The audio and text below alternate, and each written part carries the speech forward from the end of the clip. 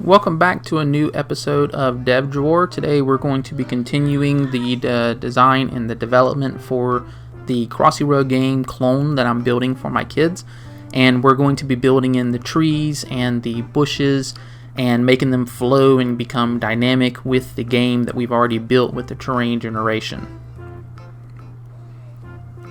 So right now you can see that the shapes, they're very rudimentary. Basically it's a oval in a sphere. So I'm going to eventually take that and actually use a voxel editor to create the 3D trees and the 3D bushes. But just for right now, to get my bearings and to kind of show off the hop and the distance that the player can travel, I'm just going to use these shapes. And you can see that they are very basic.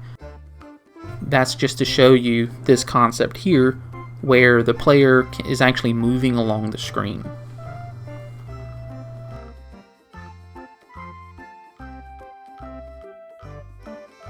One of the things that I noticed right out the gate was that the player object was huge compared to the trees and to the bushes.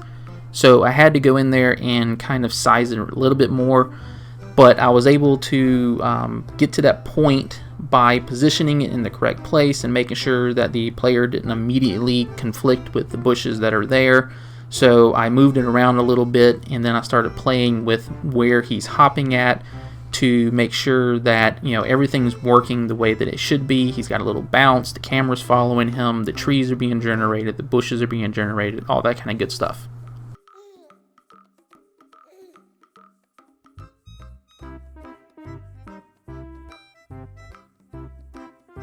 In order to make the player object smaller, I went in there and I think I resized it about half where it was, but I kept the proportions of the collider the same, so while it's hopping it can still bounce into things, it can still it'll fall into the water whenever it hits the water, which we'll get to another point in the video where there's actually a kill screen associated with it. But for right now, I just wanted to make sure that that player wasn't as big as the trees and it was about the same size as the bushes.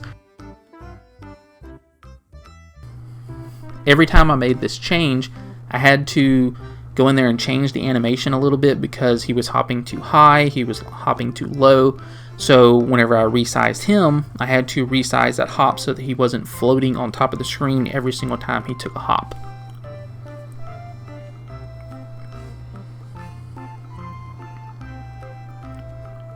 I had a few issues with this part, more so than I would have had if I actually knew what I was doing, but I was able to get it to where I wanted it at. But as you can see, I'm having some issues with the player positioning. Basically what I wanted him to do was to be flush with the grass and with the road, but not be flush with the water, because eventually the water is going to kill you. What I'm doing right now is I'm kind of going in there and making sure that he's staying right on top of the ground and on top of the grass and the road, but he's floating a little bit above the water. Eventually I'll put in some gravity, and that has a whole different set of issues that I'll show you in a minute that I had to deal with, but I was able to get it where the player was floating above the water, but landing on the grass and landing on the road just like I wanted him to.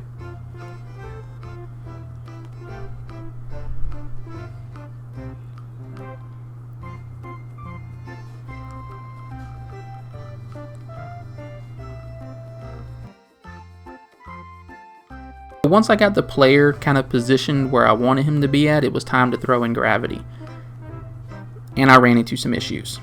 For one, whenever I hit the up key, instead of going forward, he went up. For whatever reason, the gravity was just taken over completely. Another issue was that sometimes whenever you would hit it, you would go to hop, he would just get bigger and get smaller. Now he's moving forward, but he's still shrinking every single time he does. And the gravity was it was giving me some issues, but I was able to revert everything that I had did in order to get it back to the position of where the hop was working, and it was actually not the animations were doing what they were supposed to do. But this presented its own issues again. So I got the gravity to work a little bit better, But I also started realizing that the box can get thrown around. So for this instance, it went under the bush or under the tree, and then it spun it around. So the player is no longer facing forward, and I couldn't have that because that's definitely not part of the Crossy Road game that I was modeling this off of.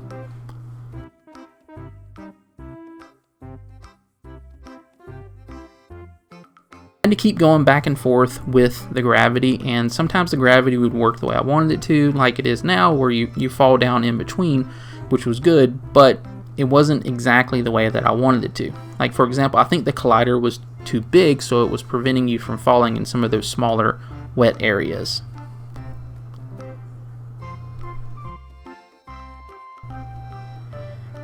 Now I was able to position it, and gravity just worked way too well, and I basically fell through the screen.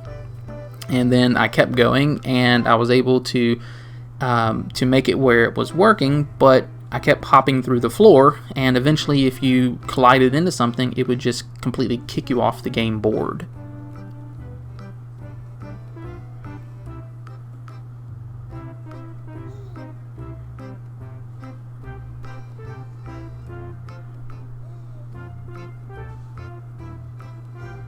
I went flying a few times during this test. Eventually I was getting somewhere where the gravity was working, the colliders were working, and I think the colliders were working a little too good at some times, because it would allow me to jump on top of the bushes, which is definitely not part of the game, because that's it's a way to cheat in Crossy Road, so you can get outside of the bounds. But you can see here that this is definitely not something that should be happening in the game.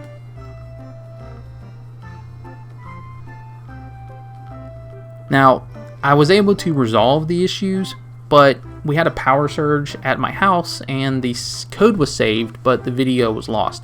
So I can't actually show you that video, but I can show you the end result of it, where you can actually see that the gravity is working a lot better. The colliders aren't completely kicking me out. They're still not perfect, but they're not kicking me out of the entire game. So instead of showing you the video of me figuring out how to fix this issue, since I lost that video, I'm going to show you how I was creating the 3D trees. I was using a free program called Magica Voxel.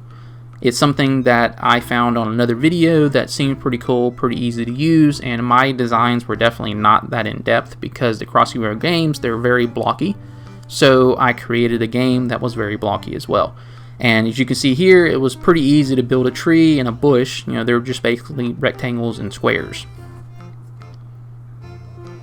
Once I had the bushes and the trees done, it was time for me to replace the objects that I had created initially with these new voxels in order to give it that 3D atmosphere.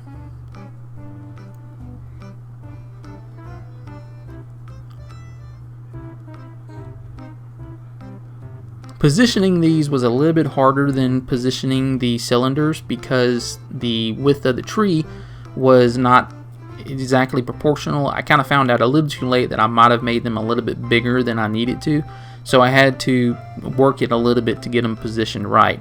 And as you can see, the trees, they're kind of blending into each other, so it looks like one very long big tree. So I had to go in there and resize them height and width wise without distorting the whole entire environment that I was creating.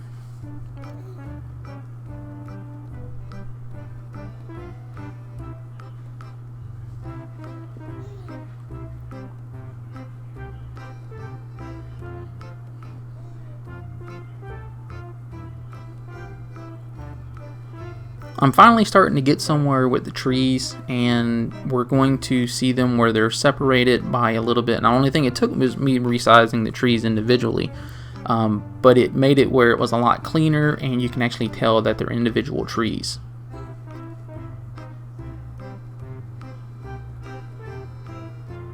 It's still very simple because we're only using one grass prefab, so I decided I was going to create two more.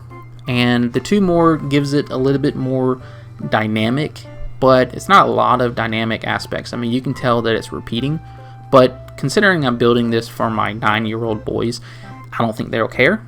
But maybe if I ever wanted to expand upon this a little bit more, I would add in a few more prefabs for the grass and the roads, and maybe even try to figure out a way to get the train to work, because they like that part too.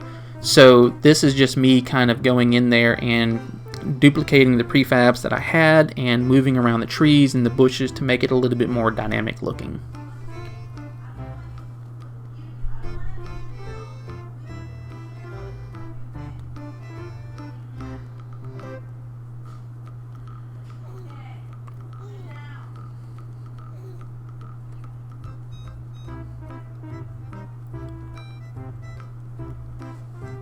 So I created the prefabs kind of the way that I wanted them. They have about the same amount of trees and the same amount of bushes. So what I'm doing here is I'm just kind of moving the bushes around and moving the trees around so you don't automatically spawn on top of a bush or on top of a tree, because it would break the game, or you wouldn't be able to go anywhere at all once I get my colliders working.